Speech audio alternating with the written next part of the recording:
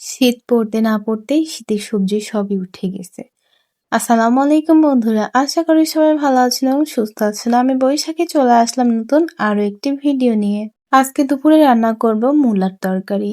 তো প্রথমে আমি মূলা আলু ভালোভাবে কেটে নিয়েছি, এরপরে ধুয়ে চুলায় বসিয়ে দিয়েছি একটা কড়াইয়ে পেঁয়াজ দিয়ে দিয়েছি। পেঁয়াজ ভালোভাবে ভেজে নিয়ে এরপরে দিয়ে দিয়েছি বাদবাকি মশলাগুলো দেওয়ার পরে একটু পানি দিয়ে কষিয়ে নিয়েছি।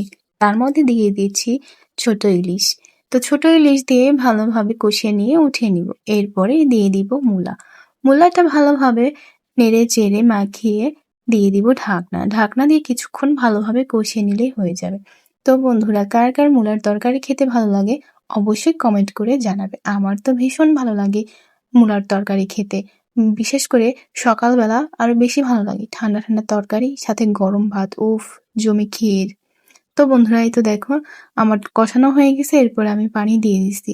তারপরে বলক উঠে গেল, মাছগুলো দিয়ে দিলাম, দিয়ে একটু নেড়ে চেড়ে ঢাকনা দিয়ে দিচ্ছি। তো বন্ধুরা দেখো কত সুন্দর হয়েছে আমার তরকারি।